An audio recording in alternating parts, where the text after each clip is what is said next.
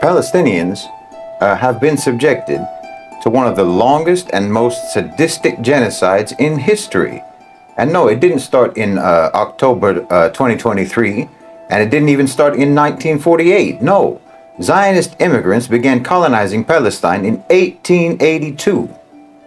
And they came in wave after wave of immigration by their tens of thousands, taking land, displacing the Palestinians, and seizing farmland, seizing homes, seizing property, and seizing whole sectors of the economy. And what began as a push became a shove. And that shove became beatings, and beatings became massacres. And this has been going on for over 140 years now. And at just around the halfway point of that 140 years, in 1948, this colonial ethnic cleansing project was awarded the official seal of approval and recognition with the establishment of the so-called State of Israel. So between 1882 and 1948, roughly 500,000 Zionists came into Palestine, European Zionists. And that was at a time when the indigenous population of Palestine was only around 500,000 people, 500,000 Palestinians. So Zionist immigrants literally doubled the population size in 60 years. As many foreigners came to Palestine as the number of Palestinians who already lived there. Imagine that. You know, you see all of these anti-immigration protests in the UK. Well, 60 years ago, the population of the UK was around 55 million. So to put Zionist immigration into Palestine into perspective, the UK would have to have had an equal number of immigrants over the last 60 years as the number of people who already lived in the UK in 1964. Double the population, all with immigrants. That means take the 55 million British people from 1964 and add another 55 million immigrants. What you have actually had in the UK in the last 60 years is only around 11 million immigrants. That's a 20% increase. Well, in Palestine, it was a 100% increase. And there was no talk about assimilation. Oh, no. The immigrants, the Zionist immigrants, they didn't mean to assimilate with the Palestinians.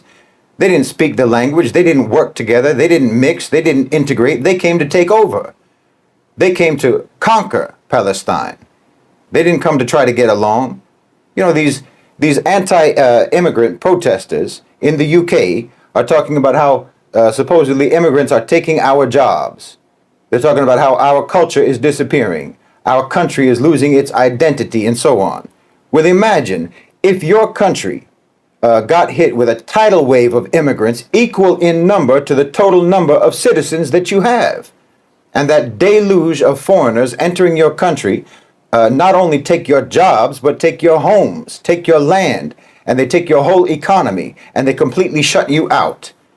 And then they literally start committing pogroms against your own people in towns, in villages, and so forth, and they take over your agriculture, they take over all your industry, and they start saying that there's no such thing as British people. There's no such thing as English people. Let them all go to Dover. Let the English people all go to Amsterdam. They can go there. They're all white people. They can all be together. And so they drive you out of London. First, they drive you out of London. They drive you out of Manchester. You know, they drive you out of every port city, every financial and business center of the UK. Every economic center of the UK, and they push you off into the forest to go live in the hills, you know, English refugees in Scotland living in camps.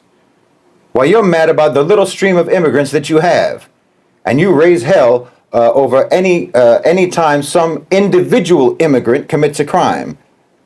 While the rest of them, as you know perfectly well, they do everything possible to try to assimilate and try to integrate and try to contribute to your economy and to your society. Meanwhile, the Zionist immigrants into Palestine committed organized, systematic, brutal mass violence against the Palestinians. And you people who think it's wrong for foreigners to come into your country, even in comparatively small numbers, you absolutely flooded Palestine with immigrants. With violent, hostile, aggressive immigrants, decade after decade after decade for 140 years. So you tell me, what do you think that English people would do? Look at how they act now. If you want to know the immigration issue that the Palestinians were subjected to, well, you'd have to take your immigration issue and double it. Then double it again. Then double it again. And yes, double it even one more time after that, And then imagine that you have 55 million immigrants in the UK who are armed, who are hostile, and who deny that you even exist or have a right to exist. And you tell me, what do you think that the English would do in that situation? Oh, and then let's say, after you've driven them out, after they've driven you out of London, in fact, they've driven you out of England, and you're just eking out an existence in Wales in refugee camps somewhere. And then the immigrants who came to your country, they decide to start a straight up genocide, and they kill over 1 million of you in 9 months. Well, that's the equivalent of what's happening now. You know, you lose your minds over a comparatively minor number of immigrants coming into your country. Immigrants that you need anyway, if you want your economy to function at all. But you feel overwhelmed by these immigrants coming into your country. Even though they do everything they can to try to get along with you. They do everything they can to try to assimilate with your ways. They learn your language and they contribute to your society and so on. But meanwhile, you fund, you defend, you sponsor, you arm, you train the most violent, vicious, hostile, aggressive immigrants in the world to terrorize Palestine. You're supporting a genocide by immigrants against the Palestinians, while at the same time you're rioting in your own country because you feel that your immigrants over there might get a job instead of you. Honestly, wallahi, you exist in a state of zero moral gravity.